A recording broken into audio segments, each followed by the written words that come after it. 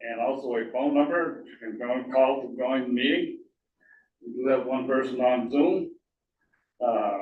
First item of business is the meeting of the liquor commissioners. We have two, a tobacco license for 7-Eleven and a catering permit for 17 Depot Street at the Waypoint Center. So I'll take a motion to approve, deny the tobacco license for 154 Rockingham Street. I move that we approve the tobacco license for 154 Rockingham Street. Do we hear a second? A second. Motion made and seconded to approve the license, tobacco license of 154 Rockingham Street. Any discussion, questions? Seeing or hearing none, all those in favor would say aye. Aye. I'll take a motion to approve or deny a cater permit for 17 Depot Street at the Waypoint Center, June 16th. I move to approve the catering permit for 17 Depot Street for Waypoint Center for June 16th. We have to say the caterer, Donovan. Do we hear a second? Second. Motion made and seconded to approve the license for the cater permit, 17 Depot Street at the Waypoint Center, June 16th. Questions, comments? Hearing seeing none, all those in favor would say aye. Aye. Motion carries. You have the originals or? I just have copies, so I'll give you my copies so we can send them Don't around. have to, they got copies here, so.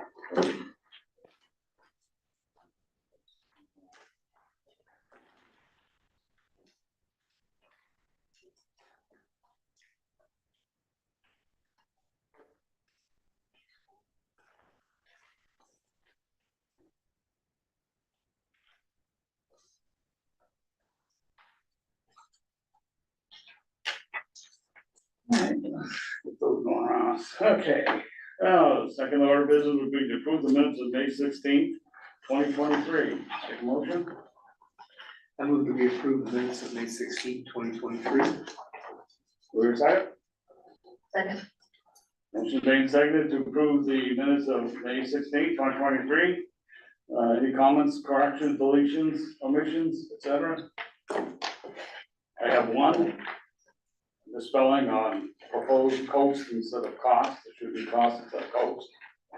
Down near the bottom of the first item, public hearing for the CPP grant. Second sentence, got it correct. That being said, all those in favor of adopting the minutes would say aye. Aye. All opposed, nay. Motion carries. Moving on to additions to the agenda for routine administrative matters or pressing matters that will require ratification at a future meeting.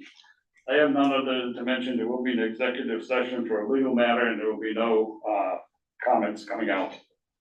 Scott, That's it. anyone have anything for public? Okay, moving right along. Public comment on items not on the agenda. Mr. Wallace. Yes, Walter Wallace, representing the Historic Preservation Commission. I just wanted to bring to the town's attention the fact that the historic structure report has been delivered to the town by Lisa Papazian and Associates. This is the historic structure report that was prepared in anticipation of the Save American Treasures grant. Last December, there was a presentation made by the by Lisa Papazian to the select board and to the town, giving preliminary findings. This is the final report. And the report will be presented next Tuesday via Zoom, a collaboration that we have with the Rockingham Public Library. Liz Papazian, the historic architect Les Skangus, and the engineer involved with the project, Bob Neal, the three principal investigators, will be presenting to the community and open up for questions and answers that people may have about the structure report, including the refined and up-to-date cost estimates for the repairs. Really? Okay, any questions for all? What time is that, Walter? I'm sorry, 6 p.m. And there is a notice going out to the newspapers. There will be other notices posted to remind people and to give folks a link to the Zoom meeting. It's scheduled to go from 6 to 7. And it will be archived on YouTube, so it'll be available for future reference by the community. Anyone else? Thank you. Thanks, Walt. Move right on to the manager's report. So there's a couple items in the board's packet that we'll share with the public as well. The first thing is a collaborative effort between V-Trans and Betsy Thurston on our staff, which is a new blog that will be updated as we go through our Depot Bridge project. So this is the first initial entries in that blog, and there's a link for folks to sign up. It's on our website. If they add their email, they can be added for any kind of updates or any things that are posted here. We're hoping to use this as we get further into schedules for things like when we're gonna have potential road closures or utility work or other things that are gonna be impacting some of the traffic flows and the residences and the businesses in the downtown. We can certainly keep people, it's another way to keep people informed. So they had done this once before on a fairly significant project in Middlebury. They were quite happy with the outcome. So V-Trans is putting this together for our project. So we appreciate that.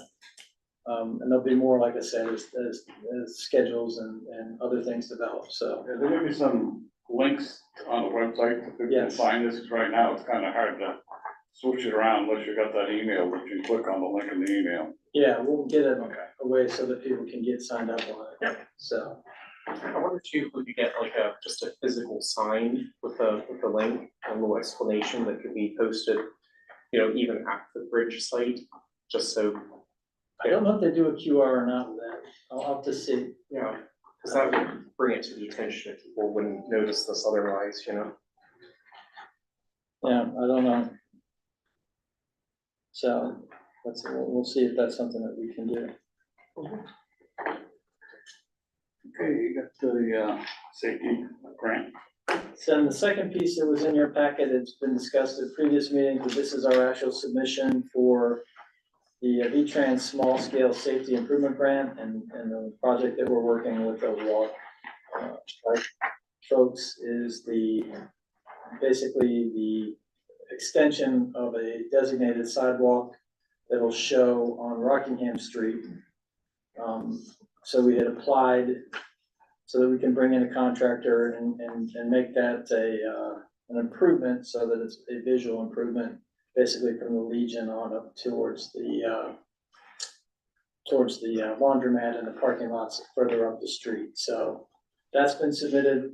It's a 100% grant. There is no match. So we appreciate Megan worked on that, turned it around quickly. So we appreciated her work on that. The third thing that was not in your packet, but just as a point of information for the board, we did finally get a 1-year extension with our ambulance provider. So we now at least have a 1-year contract with them. So it is from May of this year till May of next year.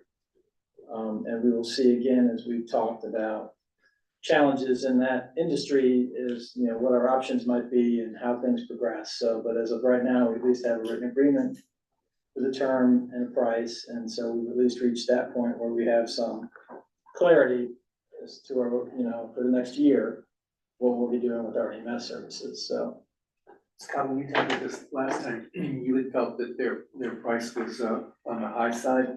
Has that been negotiated, or do we have to accept the price that they proposed? there are, basically, we have to accept the price that we were given. There were no other people that were interested in providing us the services. And that was an increase of how much? So we went from 72,000 a year to 120,000 a year. And there are also been problems with the service, as I recall. A lot of challenges with mutual aid, and I think you're going to see other communities. I know Springfield Ambulance specifically and Walpole Ambulance specifically has started to charge for mutual aid responses because the burden on their services has become so overwhelming. They have to try to recoup some of their overhead too. So we're just in very early stages of a massive problem. This is a problem, as you can, from Brattleboro all through the county. This is nothing unusual, all the way through the state of Vermont. So Do we have any recourse if they don't deliver the services that they've contracted for? Because a lot of times in the past, you reported that people made calls and Walpole had to come over and cover for these people.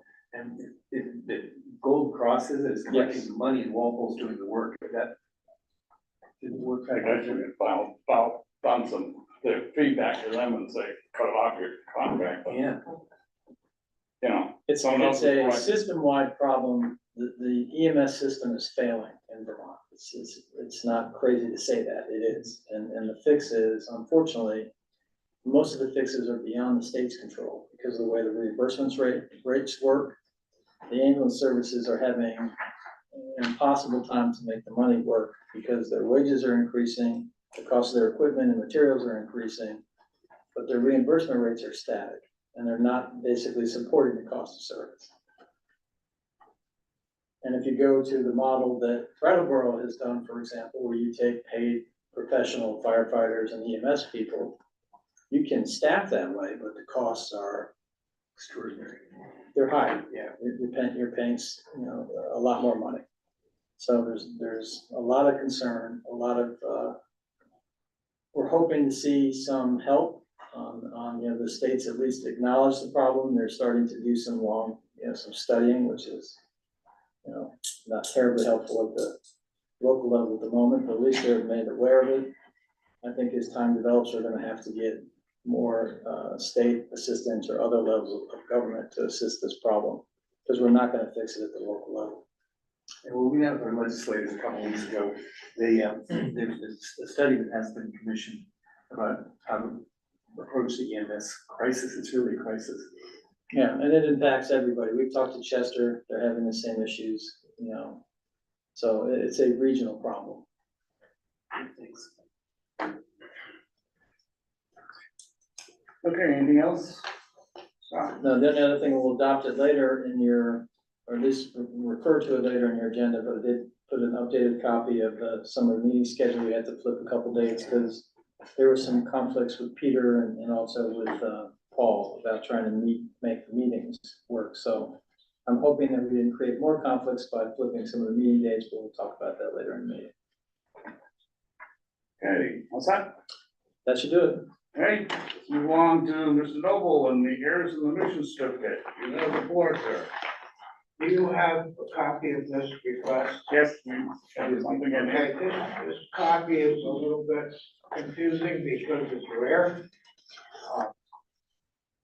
We, the listers, have to ask you, the board, to treat this as an heirs and omissions, because actually it could have been done in the abatement section, except if you read the form, this is to abate taxes which were written into the 2002 grand list.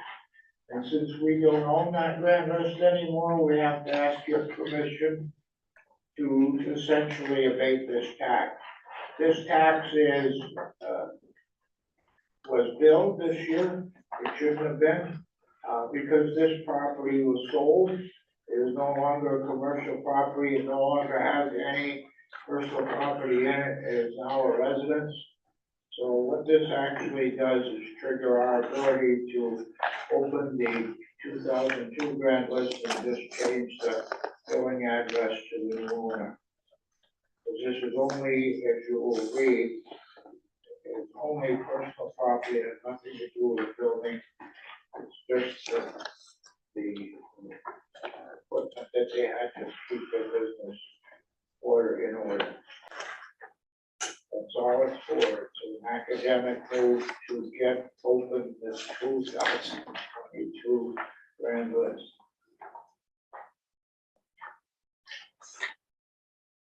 So that being said, Paul, you're looking for abatement to abate 3876 for the town, correct? Now, what do you want to do with the village? Because there's nobody here from the village to abate their portion. As far as I know, the village doesn't collect personal property. Okay, well, just make sure we're not gonna step on somebody's feet. Oh, well, we're trying not to. We got enough issues going on. Alright, so you're gonna need a motion to abate, taxes of, for a community care home, in the amount of 3876 for the town and $13.33 for the village. I'll take a motion to take those amounts. So moved. A second.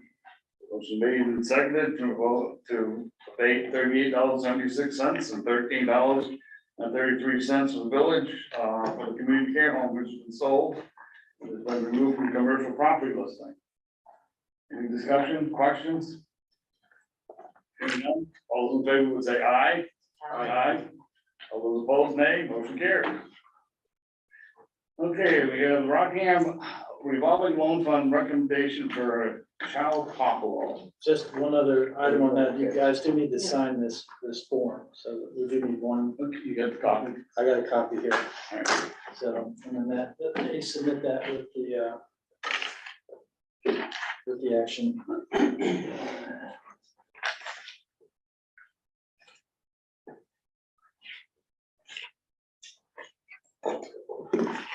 So I think it's on that top page. See that top page right there, Peter, on that side? I think that's also for select board signature.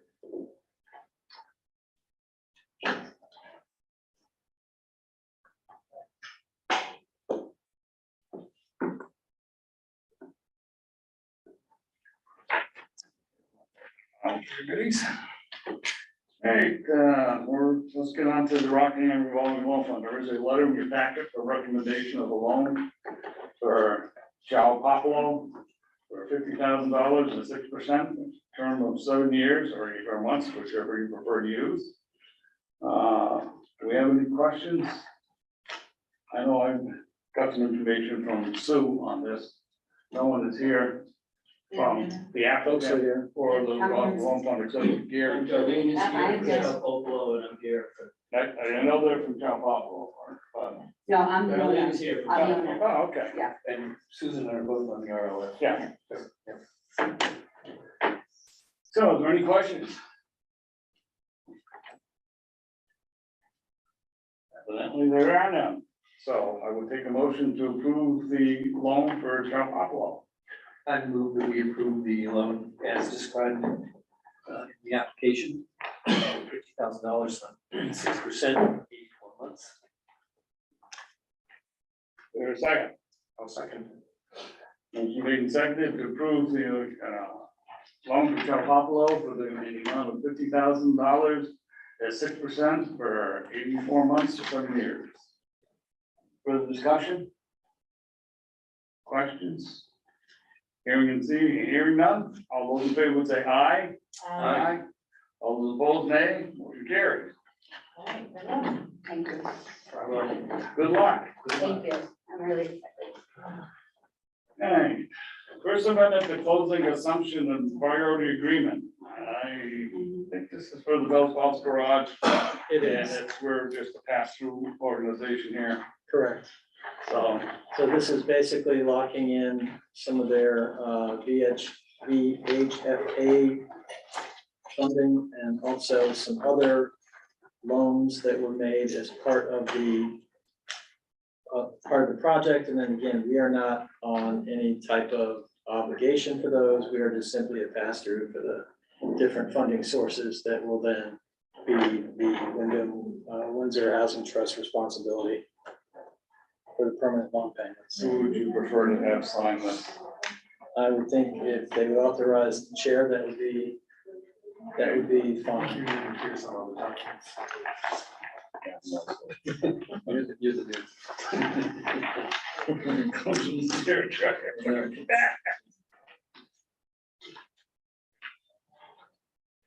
Okay, so we would need a motion to approve the First Amendment to closing assumption and priority agreement and authorize the chair and select board to sign said document.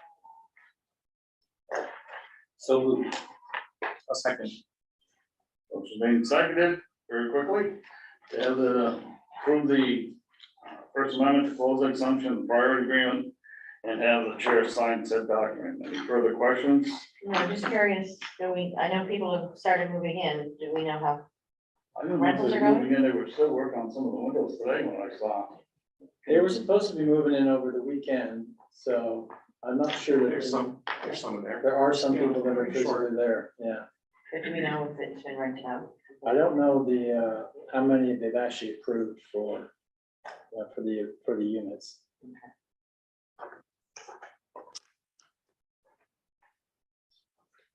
Okay, motion made and seconded, no further questions? All those in favor would say aye. Aye. All those opposed, nay. Motion carried. Resolution to adopt preservation easement covenant Rockingham Meeting House. Where's the thick package, Walter? Come the other one. A lot of pictures though. Well, 3 pictures. I was I thinking appreciate you those think books- about it that way. I don't have to read anything.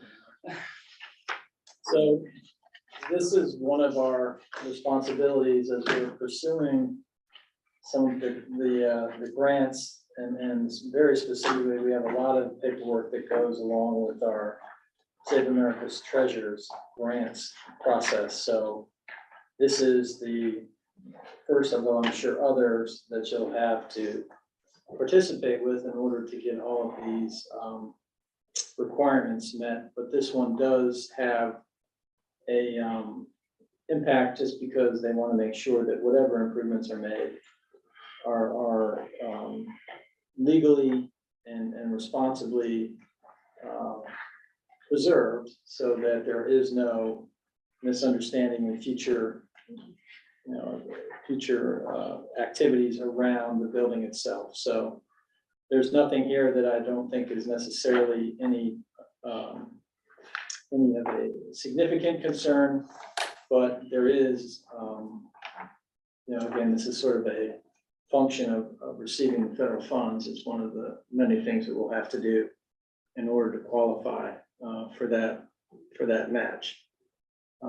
There is a resolution, the last exhibit, which is Exhibit C, which does resolve to have the chair authorized to sign this. And then that would be the only other legal requirement at this point, unless Walter, you had anything else to add? The only thing that comes to mind is that this is for a 15-year period. That in 15 years, the easement goes away. This is not in perpetuity. It's based, the 15 years is based on the amount of money that the Save America Treasures grant is to the town for the restoration. What does this oblige us to? I read through the legalese and didn't understand it.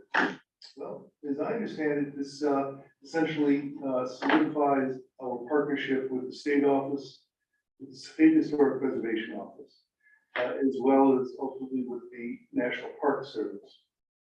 That, if you will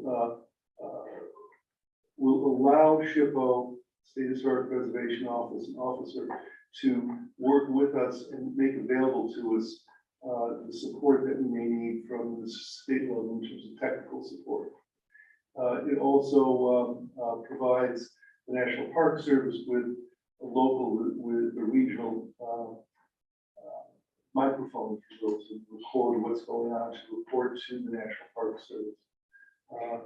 As a way of, if you will, protecting their investment. The critical thing is that the National Park Service is providing us with $360,000 for the meeting house restoration. And they want to make sure that that money is well spent. It's not, and that it's, that once the project is done, that for subsequent years, up to 15 years after the project starts, that that we won't go in and tear it down, we won't go in there and do something like for a vinyl siding, we won't go in there and do something that would detract, would somehow impact that investment. And it's protecting the taxpayers' money to look at the federal level. I think it's a positive thing because, otherwise there's no guarantee that somebody in the future wouldn't have a really different idea of what to do with the place and basically destroy it and not really stay within the what our goals are currently. So I think it's all good. Okay, Any other questions, discussion? Hearing none, we'll need a motion to adopt a resolution to adopt preservation easement covenant for the Rockingham Meeting House. So moved. Do I hear a second? I'll second it. Motion made and seconded to adopt a resolution to adopt preservation easement covenant Rockingham Meeting House and authorize the chair to sign said document. All those in favor would say aye. Aye. All opposed, nay. Motion carried.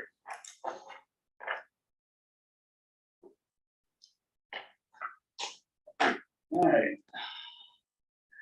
Historical marker relocation, Hotel Wyndham Andrews Inn. There's information in your packet. There's some controversy going on in regards to trees, the location thereof of the sign. I guess as an update, so the Historic Preservation Commission did meet and they did go through a lot of materials that I presented or that's in your packet as well. And there was two sites that were evaluated potentially. One that's somewhat in the side of the building where the marker currently sits, just moving it closer to the primary intersection. And the second location was at the more towards the crosswalk area where the current tree well is, where the smaller tree is at that intersection. The recommendation that did come through was to relocate the sign to the area that the small tree is currently planted in. But we got some information this afternoon that there is a concern that the state will not support our application to move it if the tree is viable. So we're going to have to go through some sort of evaluation of that site in terms of that tree as to whether or not it can be or classified, and then figure out from there if that site is still the preferred site that the state then would authorize if that's the decision to move it to that new location. So. Is that the same tree that we got email about from the Flatiron? Oh, no, Different. No, that's a different one, but they're Here? contesting. different sidewalk, different side of the sidewalk. Different side of the street. right? So one bump out in front of this coffee shop, there's a tree there that we're going through a process to determine that, and then the one in front of the hotel. But, because if they dig a hole in there, they damage that tree, the tree's gone. Okay. So, I don't, and the Scott just said we got some stakes involved now of where they want to move it, so. It can't be moved to just the edge of the building on that same spot? So they want to move it between the first two windows, if you look at the picture of that hotel. The property owners were a little concerned about moving it to the front because they were concerned it would block some of their access or their views out of the front of their building. Now, I don't know specifics of looking at it, what windows would be impacted or what views are necessarily impacted, but that was what the conversation was. If you put it right here on the edge of that sidewalk, it doesn't seem anything would be impacted. Because that room is just There. yeah, Yeah, this is part of the restaurant. that room is part of, it's an auxiliary room. I mean, they have functions, special functions there, but that's about it. Hmm. It's not part of. Yeah, the that's sort of restaurant. like the entranceway coming in, there's just a big room, I know we went Yeah. to something a couple, 3 years ago. You do events there Something down there. sometimes, but it's, it might be worth talking to them and not get involved with removing the tree. Yeah. I personally don't like the idea of removing any trees downtown, because they take a very long time to grow. And, if you remove it, you're not getting anything back soon, and especially if you've taken it out, you've eliminated entire, tree location, you don't have the, you're not going to have Right. anything there, so. It's just a little bit of history. When this was set up, this whole streetscape situation, there were 2 trees on this island, and across the street, in front of where Richard's office was, there were 2 trees designed there. You can see the big tree and one's over there on the side, about the same size. The reason this one is so small is the first large tree they put in died. So they took it out and somebody decided, oh, let's put a maple in there. Well, maples are not very salt tolerant. So that didn't last very long. And then they went back to the locust again, which is why that tree is is behind the growth thing of that.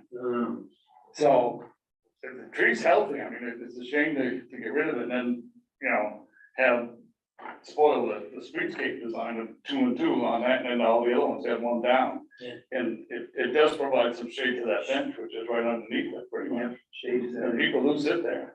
See, And it's just getting to the point too where it's gonna take off now, you know, it's like it's established. Yeah. It's been there for It's long gonna enough go, that it's yeah. gonna take off.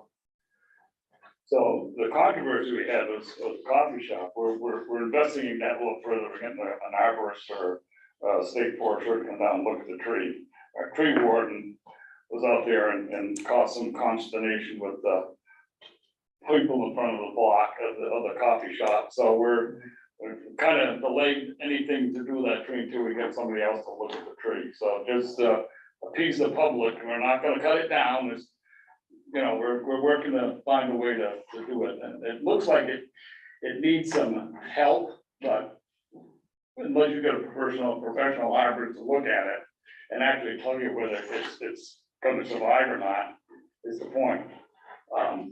there was a hole drilled through it. Yeah. What was that about? Well, the tree warden decided he needed a core to see the condition of the tree. Well, that caused more consternation. Yeah. I mean, he wasn't tapping the tree for maple syrup, that's for sure.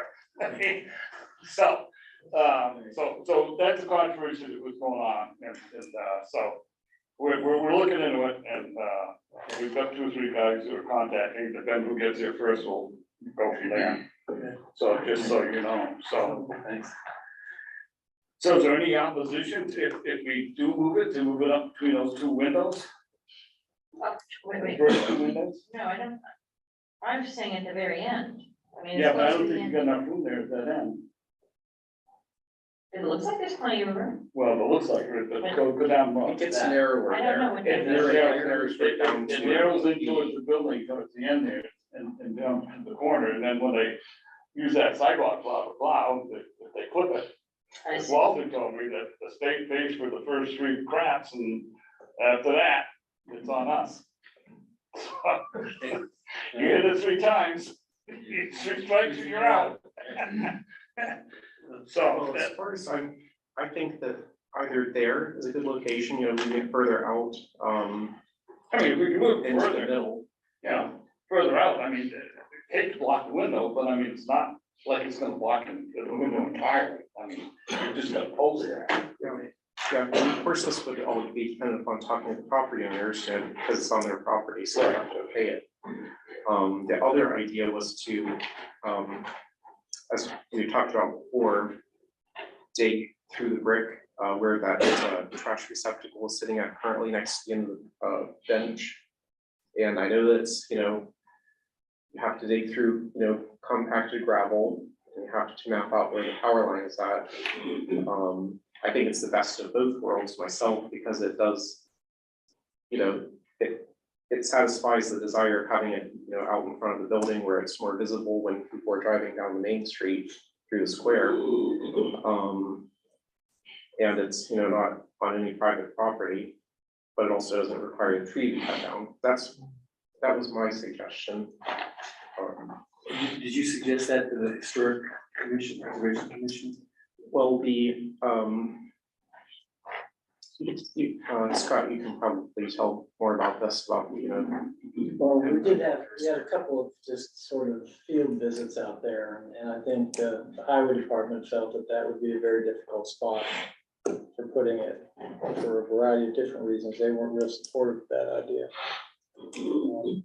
If you put it over there, I think you're gonna find out that folks are there, if they come through with a plow, and even if they're picking up snow, if they clear the parking spaces, it gets clipped and, I think that's their. we got issues to go forward with. So do we do the owners of the building, and that would be Pat and Pat and Alan, Alan, do they have a consultant for the next move? Or not? Well, if we're moving it somewhere different on their property, yes, I think that would be something we want to do. And I think even as a courtesy, we want to at least talk to them about where this would go. So is that something you would do, or Elijah would do, or? it's up to the board, I guess, you know, depending upon what your preferences are. Well, we can approach them and ask them if they have a problem moving further out on their property. I mean, I don't think I would think they wouldn't have any issue with that. Like about there. Well, that's what one of the, when the HPC, did it, that's where one of their locations was, they wanted to move it out to the island, but then with the tree issue, it cropped up, now, you know. Okay, so. So if we check with them and find out it's, they don't have a problem moving it, or even if they can move it further to the front. Okay. Well, If there's enough room there to put it in there. Yeah, they were just here. so So this picture that says proposed marker location is the current proposed marker. that was where the original one, that's where it is now. No, it isn't where it is now. No? No, it's actually where we're thinking of putting it, between those two windows. Yeah, I kind of had to tell. So. It looks like it. I thought so.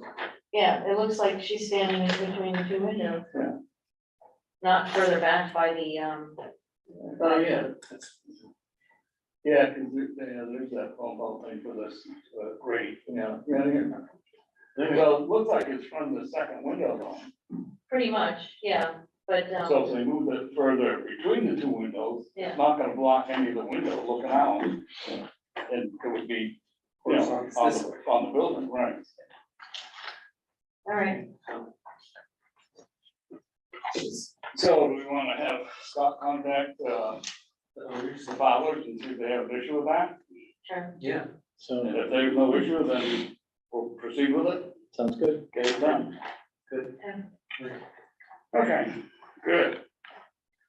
All right, let's move along to the contract for law enforcement services. There's a information in your packet. Scott can update you on some other issues we've been discussing along the road. So after our tri-board meeting, you know, there was a lot of conversation about enforcement with all the communities that were tabled. And follow up, Peter and Paul and myself, I did contact the sheriff to say, is there an opportunity if we provided some village manpower that they could match our manpower and do targeted patrols utilizing the governor's highway safety funds?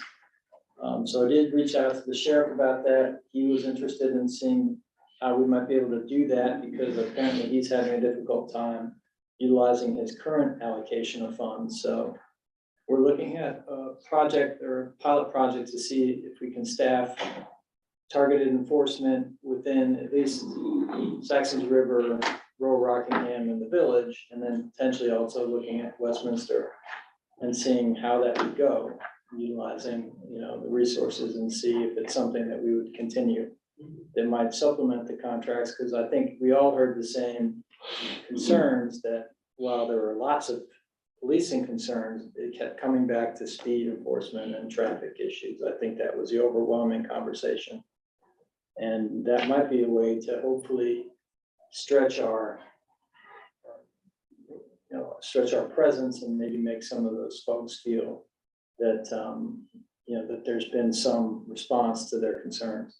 So the cost would be shared between Rockingham and Westminster, or there'd be The outside cost money? would go through the government highway safety grant. It would be paid for through a third-party grant. We would not pay direct. Wow, and who, do we apply for the grant first? We get $10,000 a year and we apply every year as a village. The town doesn't, the sheriff gets the allocation for Wyndham County. But he was telling me, because traffic enforcement, you really have to put together a unit, a specified unit to go out and do it. He's having a hard time putting that together. So we married up some of our village resources with some of his resources. We could target very specific enforcement activities and see how it works. Now, how's that gonna work with going down to Westminster? I mean, I can see it going into town, but I mean, we're going into another town jurisdiction, not that it's a legal issue, but I'm just wondering how that's gonna work with the village trustees if we're using the BFPD on occasion to. Well, talk to them about, they want to see how it works as a. Look, I don't know, I haven't heard Down that the side of road, the those are, I know. We talked with Dave and that Dave Bemis in regards to the town and stuff, and right. so I think that it's possible to work, so. we're gonna try it for a month, I guess, And are the trustees on board with this? We've talked about it, so. we'll bring it up it's not saying again. I'm unfortunately, but we're not. I mean, as a pilot, everybody's willing to try. and see Yeah, how it so goes. try it, see that, sure thing, it's gonna get a little more enforcement out there than the $6,000 that we're That's for shouldn't be starting with, so. That's a good idea. Yeah, good idea. Right, So. Yeah. So we're making the progress on that ground, on that front. right. But we'd still be getting Oh, the yeah, sheriff's. the sheriff's gonna do, yeah, that's a done deal, yeah. One question on the document, Scott, on part 6A1, it said there's a spreadsheet that wants civil violation complaints, tickets issued during the preceding month. What is the revenue split? Is it, should we Depends specify? on what statute he writes that under, Um, because some, the state gets a majority of it, if he writes it under the town statutes, we get a piece, so it just depends. There are ways you can write it so that the town gets a bigger percentage of the actual violation. But yeah, if they catch them on Route 5, which is a state highway, that'd be, or even on 3. Parts of the road, we get presumably a big chunk. And it's not just speed enforcement, they'll be doing seatbelt, they'll be doing DUI, they'll do the full range of whatever the concern might be. Mostly speed though, I think that's been pretty obvious that that's most people's concern. Yeah. And we'll see if the enhanced presence makes a difference. When I've done these before in other communities, it always amazes me, people are very supportive in the beginning, and then they have a couple of these enforcement actions. Some of the folks that came to complain about speeding get picked up in some of the enforcement actions. And then somebody the complaints fly up, and they don't want the enforcement anymore. Yeah. I'm not saying that'll happen here. It's everybody, don't catch me. It has happened in the past, let me put it that way. So, Yeah, I would just say that anyone, please, let's all be considerate of each we're other. trying. Right.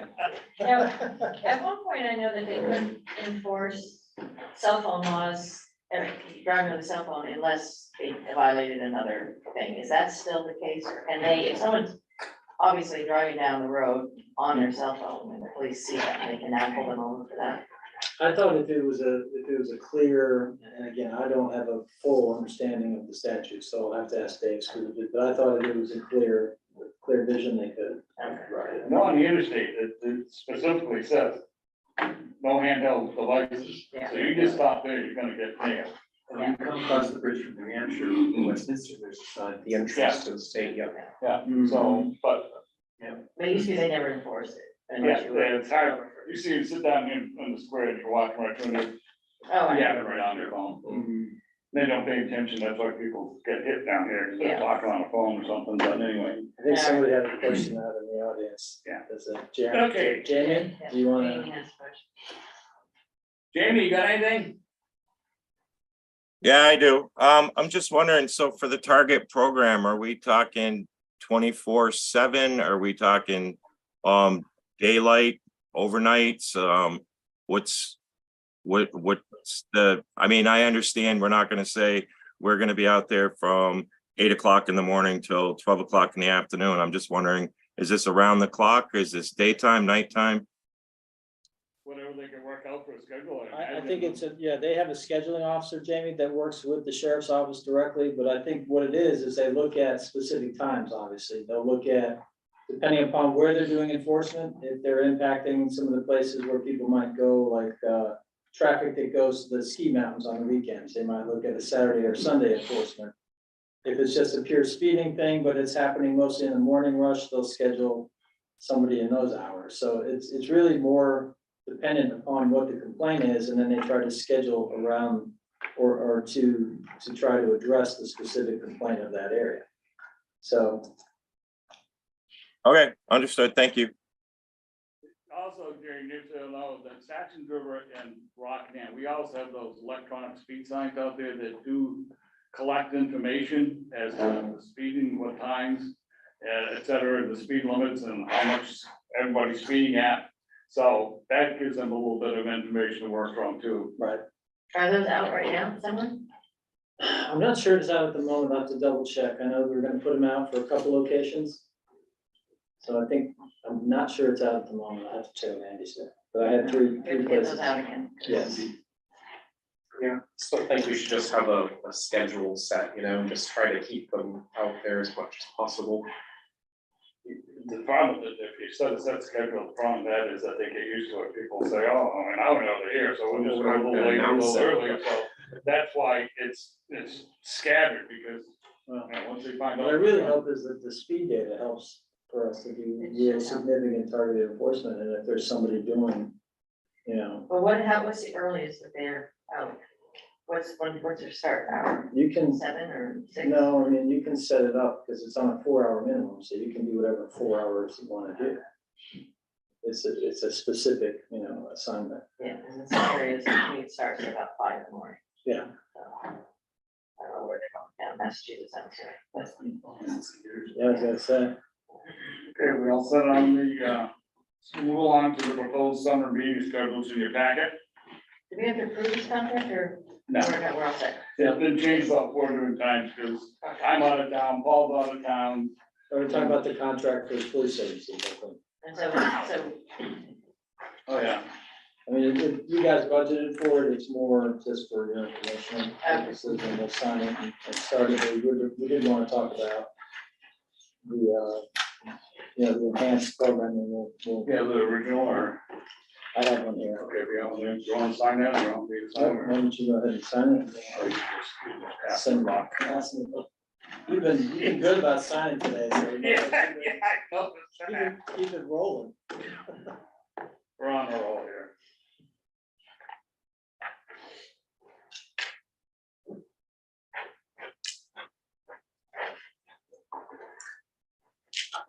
And that took a while.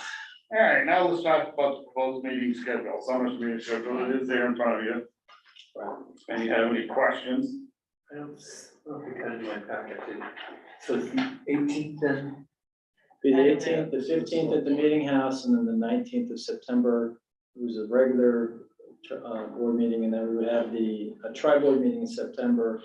And we're hopeful, if the scheduling works out, we have the fire equipment, our fire feasibility study out for RFP, and we're hoping that we'll have that ready to go and then approved in July, so that we could have some initial information at that tri-board meeting in September, and then a final piece of information by the end of the year, so that it would be helpful in our budget discussions, because it's going to be, I think, a portion of that will definitely be helpful.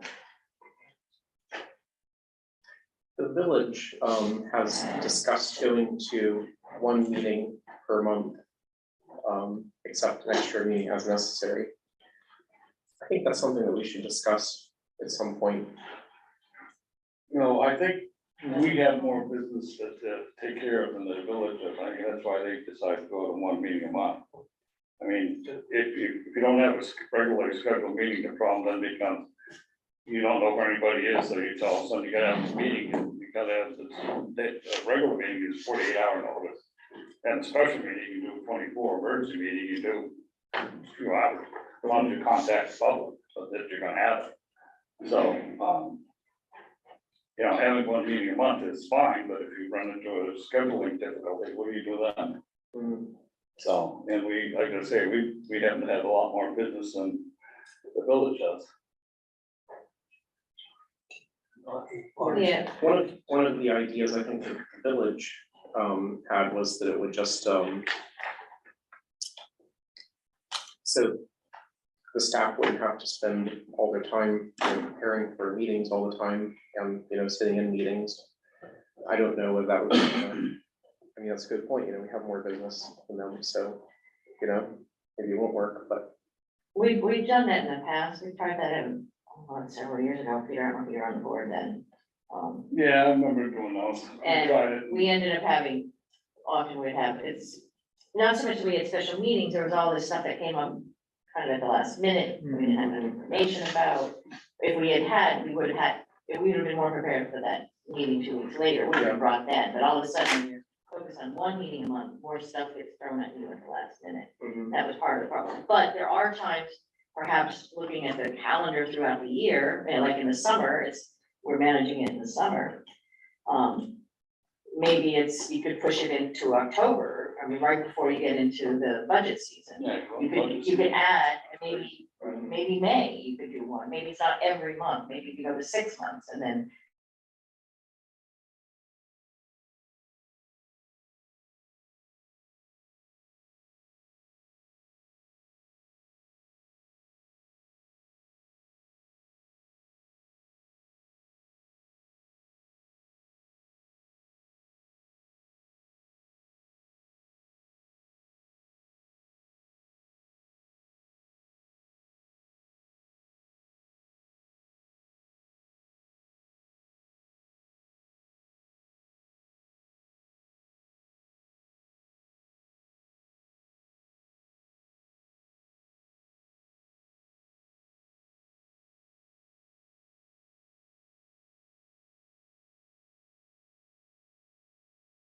Recording stopped.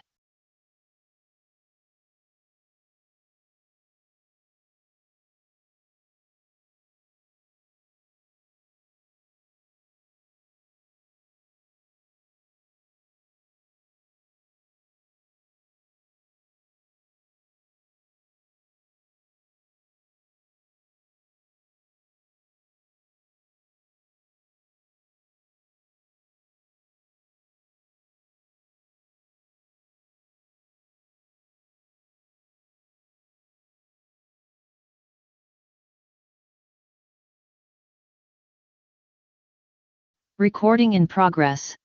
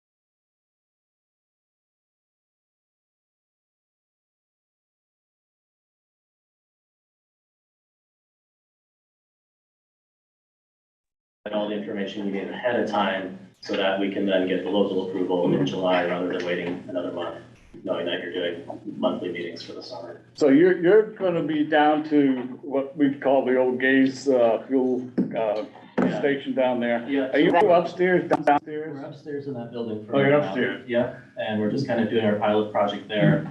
And then we'll be an anchor tenant at Liberty Mill after that. So could you kind of explain to us your, not your hydroponic, but your other misting? I know Yeah. Jason was spilling in on him, Yeah. talking on the phone here. Andre's the engineer. It's basically, in a nutshell, if you go to the grocery store and you walk through the produce section and there's the Explain. little misters, Oh, okay. plants basically just sit in a table. The roots hang in open air with a little fabric bag that they kind of grow in, and the mister just sprays nutrient-rich water at them. So there's no soil, there's no, back in the 90s, it was, NASA published a paper about it. They were looking at it for space station, and it's 80% less water, and it's 50% less nutrient. With great growth, the roots get a lot of oxygen, and easy to take up nutrient, and so, it's hopefully gonna work out well. It's real small, as you can see in there. Our proposed canopy is a little under 150 square feet right now. So we're just trying to dial in the technology, but we have to get the license to dial in the technology. And proven the process works out, then we can expand it. Yeah, that's the idea. So what you see in that packet, there's a photo of the inside of our space on at 154 Westminster. It's just an office with a couple of tents in it. Yeah, it's drop ceiling and laminate floor with a couple grow tents in it. Gary's been there, he's seen how it works. Yeah. But there were some questions around zoning first. I think I had to get cleared up and then. So I guess the only other question I would wonder would be the security of the location. The state What do you got? I mean, Yeah, You know. the state level CCB puts us through a compliance and process. because for we aren't gonna see security. that 60-page thing or whatever. Yeah. So We it's- could if we wanted to, but we're not So gonna, I dare you to go try to break it. So I didn't know if there were any restrictions they had put on you guys or. Oh, yeah. Well, to begin with, the Fells Falls Police Department likes to hang out in our front yard clocking people coming over the bridge, so. Well, that's. We're looking pretty good there. Well, that, yeah. Yeah, no, Yeah. we also have a security system. Well, I didn't know In if place there's, that's you know, active. bars on the windows type Yeah, of thing. or and anything we're like that. talking about that right now. At the state level, they don't require that. Where we do experience a break-in, they would. We're looking at doing it preemptively on the interior, just to not have to deal with the delay in time. If we get broken into, it's gonna set us back. Yeah, And we're not a big operation, we're not funded through the gills. We can't afford to just sit there idle. We won't make it, to be honest, to be frank. This is where time is sort of not on our side. We aren't a bottomless pit of money. We're, two brothers that borrowed the money from their sister. well, that's an interesting concept. So, yeah, I haven't been there yet, but I know where you're going. We aren't a bottomless pit of money, yeah. Yeah. So. Carrie, do you manage applicants or does Scott's office? Which office manages the applicants? So, the zoning administrator in the development office, is where that responsibility lies, but the problem is with the definitions of land use. So what you can do in a particular zoning district depends on the land use definition. Cannabis varies widely, like Jason was describing and Andre, their operation, they're calling it cultivation, but it's almost as if it's just inventory in a humidity and temperature code, like a wine cellar would be. And other types of cultivation can be very heavy and labor intensive. So at the Development Review Board, we need to do the work of defining the types of cannabis use in terms of land use categories in order to be able to issue permits for zoning. So what we talked about was the Cannabis Control Board, local control board, providing them with the ability, like a 1-year experimental permit to operate while we're working out these other things, because I mean, we've done our due diligence, went and looked in the shop. They're in the part of the building where Cheryl Gay used to have, take the money. We walk in and it's such low impact on the community. It's like, it's an easy fit. And we want business in the community. We want that vibrancy. And we can't get there in a timely way right now because of the land use pieces that we're going through. So that's what we're looking for, help from you folks, from the local control board, to provide that temporary, experimental permit, whatever you want to call it, but provide them the ability to do that while we work out all of those land use issues at the development review board level. Great, so will that be an application that we will review in the packet for the 18th? Basically, the information that you're looking at here, the information that from the state board, and I can boil it down into salient points for you that relate to the land use issues, what they look at in terms of no adverse undue impact. So I could, so we could give you something like that. Can work with Jason and Andre to have a synopsis. Okay, since there's no traffic, there's no parking really, no deliveries, right? None of this. So We can't, as a tier 1 indoor grower, we're only licensed to sell to local dispensary. So we can't have the public there. We're not allowed. In fact, we have to keep a log of anybody that comes. Any regular contractors have to get cleared with the state, the background check. It's very highly regulated. For us, we're not retail. We're not a manufacturer. We're not. And most of our systems are automated and remotely monitored anyway, so we'll be in and out of there a few times a week. We stop in and visit. Because it's great. Say hi to the plants. Yeah, we have no employees there. We have no, yeah. That's great. So the things grow, we come in on harvest day every couple of weeks, cut them down, dry it, package, ship it, and that's it. So is there issues with waste There's no waste. for the plants? We have, the only waste we'll have at that point is root, stalk, and leaf, which is all composted off-site. And any wastewater we're bringing with us, taking out, it's nutrient, so it's not considered waste. We change the nutrient every week, and it's highly valuable nutrient. I spend a lot of money on my Norwegian sea kelp.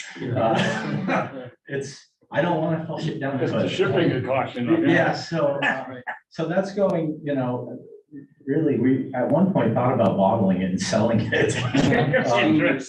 Just to try to actually recoup a little of the cost of it.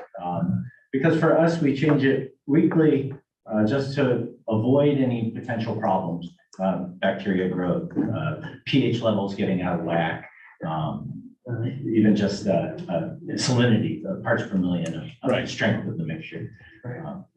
So go ahead. Peter. Yeah, just a question, curiosity. You're from Claremont and Heartland. How did you end up settling here? Well, my daughter attends Compass School. Okay. And I work remotely for my day I job. was just curious. Yeah. So I've been renting renting an office in town here and commuting down and working for Michael Bruno. Anyway, and then we were looking for a town that might have affordable real estate and A lot the of it job was- base. Well, we're here every day anyway. Yeah. So That's great. Gary, will we get an application like we do for the liquor control board? Is there a standard application that is? We've never seen one from the state, so I'm not sure what they're gonna provide, right? I This spoke is with the all state. new. Yeah. I spoke with the state about this to ask what the process is, and they said it's very informal. You'll get an email from the state board. So whoever's the registered contact for the local CCB, which is probably you, Rick, you'll just get an email from the state CCB saying, we would like to give approval to Vermont Home Grow. When they have received approval from the local CCB, just reply. And that's all it is. It's an email. Okay. There's no form, there's no paperwork, Yeah, I mean, I'm gladly fill out an application for you, but I have no application to fill out. Yeah. All right. If there's anything I can provide for you guys to help you in the process, please feel free to reach out. This is tremendously helpful, what you do. Yeah, so Well, that's where we said, I think we just need a printout to help give them some information. I don't think I think, without knowing what it is, I think you probably hear this and you think, there's some giant warehouse. I don't know, and really it's, Okay, yeah. it's good. Now, we have two other applicants, Gary, right? We have one cultivator and one retail, is that right?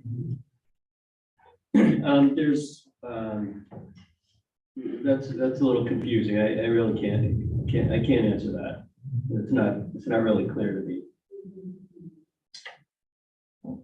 Okay, so so if these people show up, they show up on the 18th, that is much as you can know.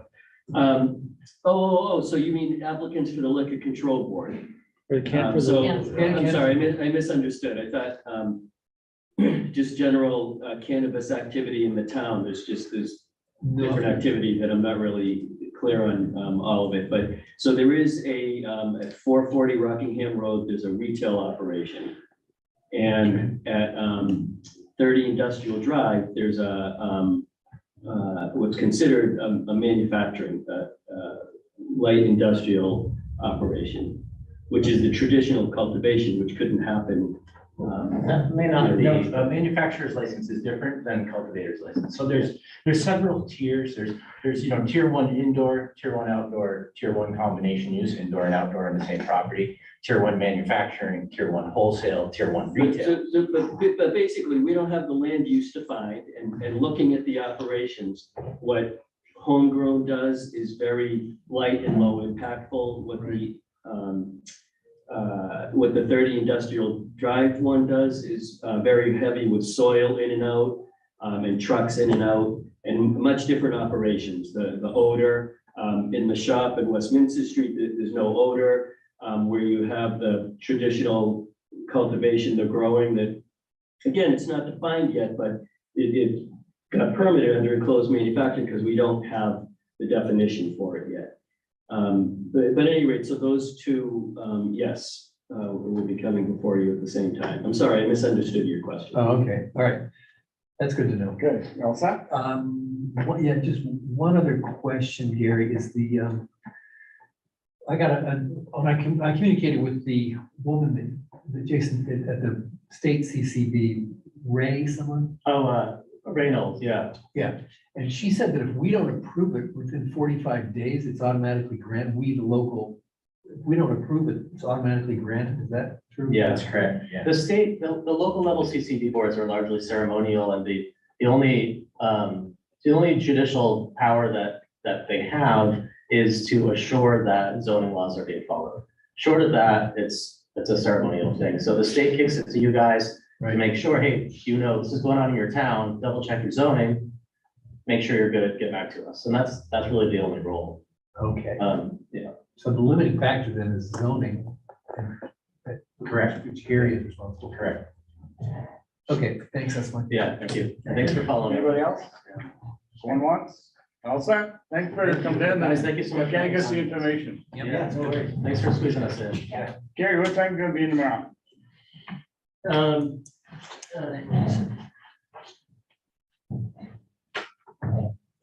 Don't mean to hold you up, but I gotta. No, that's okay.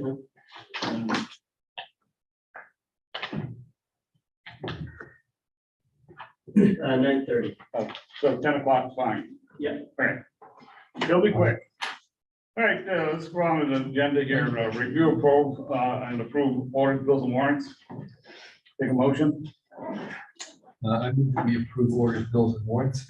Do we hear a second? I'll second. Motion made and seconded to approve the orders, bills and warrants. All in favor would say aye. Aye. Hi, guys. Thank you All very much. opposed, nay. Motion carries. And they're coming around for signatures. Agenda items for the July 18th, 2023 meeting. We'll have the cannabis CCB will be. CCD. We're hoping to have our fire feasibility study on for approval, but it just depends on process. So, have they responded to the RFPs yet? I've reached out to 3 companies, 2 are going to, seem to will give us proposals, so we're hoping to have at least 2, possibly a 3rd. And that it's listed at other places, so we might get others, but not 3 specifically. And then will the consultants meet with us before they start interviewing people and the fire departments, or how will that work? No, more than likely they'll get started because there's already a scope of service that's gone through the fire equipment committee. So they will have at some point meetings with the local elected officials, but not in the very beginning. All right, They'll be doing more data work and getting stuff that they need.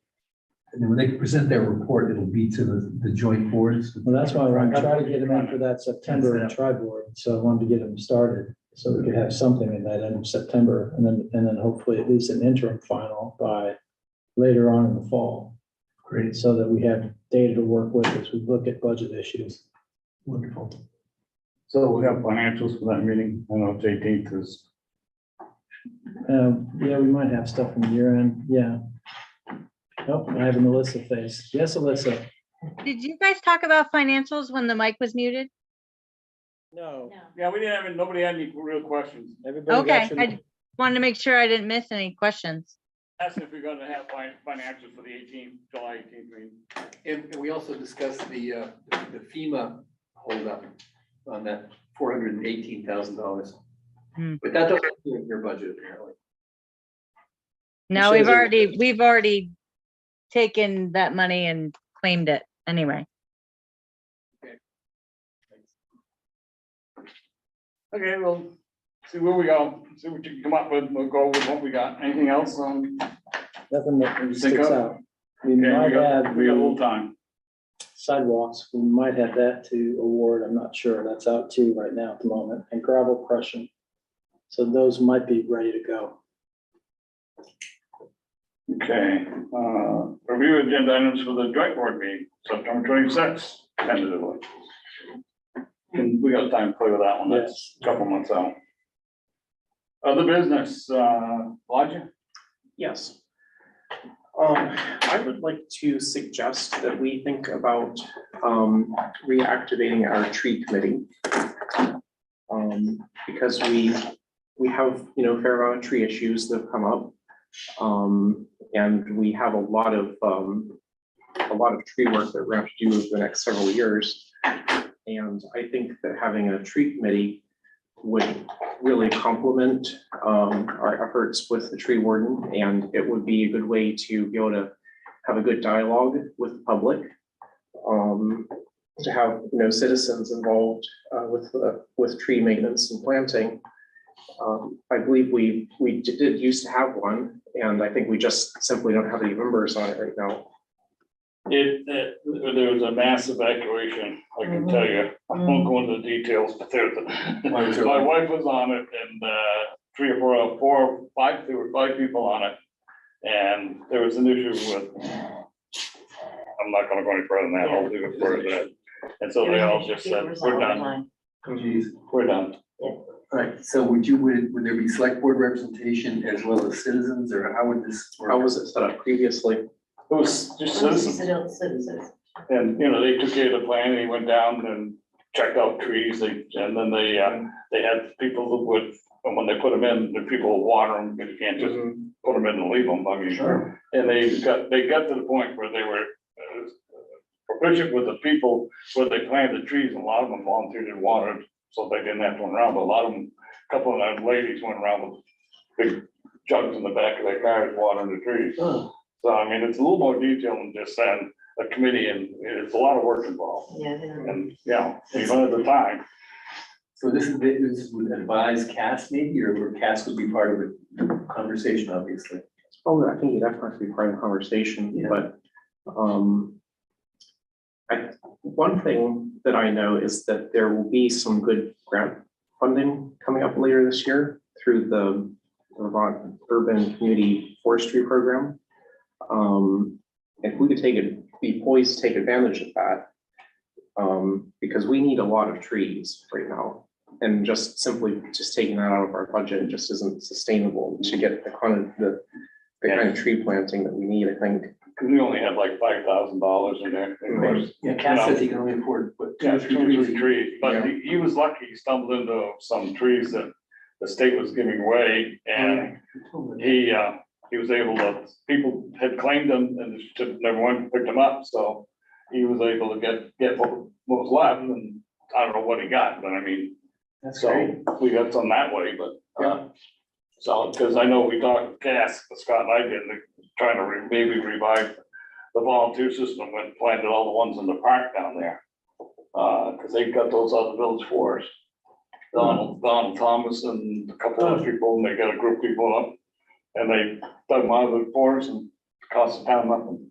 I just think it's not bad. Yeah, so Cash was saying, can we do it again? And, well, I'd probably have to approach the village and see if they can dig up a tree. Either that, or just go dig them up anyway. So, Elijah, I'd be glad to serve on that if you want to volunteer as a citizen or as a select board member, whatever. Is it something we want to think about putting out a call to? yeah, I mean, we'll hurt to put it on Facebook, say, we tried to set up. Yeah, Facebook seems to be working. When you do that Facebook thing, a lot of Seems to people, reach some people. it reach a lot of people that way. I mean, put an ad on the website, people don't visit that Not often. very often. And whereas the Facebook, a lot of people Yeah. look at Facebook. Whereas, That's true. you know, that where they, I mean, Yeah. there's all kinds of fun stuff on there if you really start. That's true. Before we jump around, I think Jamie had another question. Jamie, you got something there? I see your hand flopping. No, well, just in other business, just wondering what the latest, reclaiming date is when they're gonna start the reclaiming up on the terrace and stuff. End of June is when they're gonna do that up there. Oh. You're talking about the paving, Jamie? Yeah, so I've noticed they started painting lines and everything, 2 inches, mill here and everything. And I know we had talked, and I heard earlier that it was gonna be, late in June. I'm just wondering, are they still on track to start? Are we gonna move it up?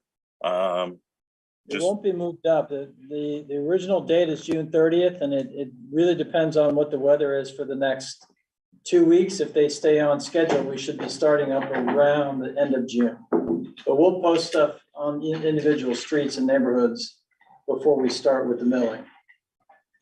So, Okay, well, just hopefully it's before the day before it starts, because GMP, they got all the polls done. And there was good communication there. However, when they went to transfer the lines over, I was up north and I came home and everything was just, you couldn't get anywhere and there was like no notification. I think they had posted it Memorial Day weekend on Friday. They put something on your door saying we'll be here on Tuesday. So, but just, and the other thing, I understand how important trees are and I think that's great, but we're talking about creating another committee. However, it's still crickets on, our local hazard mitigation plan. And I've heard zero. And with all this rain that we've been getting, all it's going to take is a couple more storms and we have a culvert washout or something else like that, or an event with a landslide or just some other event that, our plan doesn't fully cover. So when you're thinking about committees, let's think about the safety of the community as well. And that's all I've got. Thanks. Appreciate it, Jamie. I have one question. The cemetery committee, what's happening there? Anything? Yep, we have, our next meeting coming up on, let me take a look. It will be posted and warned, of course, ahead of time.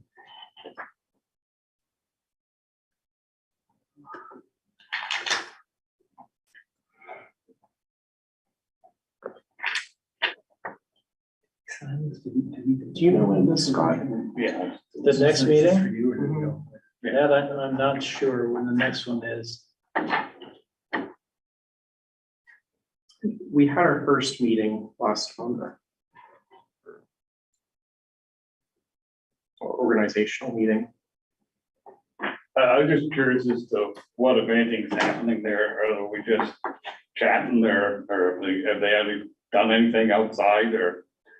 I know that when we first started that up, and the reason we started it was because there were some complaints about, like on West Street, some of the small trees are starting to overburden the monuments and stuff that are up there. And there'd be something, you just go with some clippers on a couple hours and just open them up. I mean, I don't know. I mean, it was of course just the organizational meeting, so we haven't gotten too far. No, I didn't know, that's why I'm just curious. Yeah. Haven't anybody come after me, but, I think the plan was the next meeting was going to be at the Rockingham Meeting House Is that the Cemetery. cemetery, the September one, the September 9th, That is going to be the the restoration? conference, yeah, the cemetery, restoration conference. So that's why the next meeting, was planned to be held at That sounds right. the Rockingham Meeting House Cemetery, so we could actually look, just have a field, tour of the site, so we can. I think the goal is to try to visit several different cemeteries to just help people become more familiar and to inspect the physical conditions. Yeah, okay, just curious. Yep. Right, Nothing. so, No. okay, that being said, take a motion. Well, need a before we motion. jump into executive session, just one other item under other business, just as a Depot Bridge project. The engineers are trying to schedule some boring along, they've got to do some additional boring along Canal Street and along the bridge itself.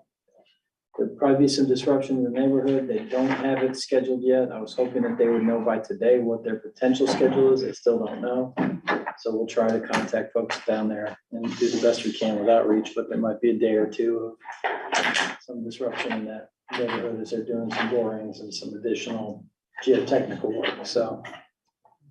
The other thing is the bridge rail itself, and Walter was here earlier.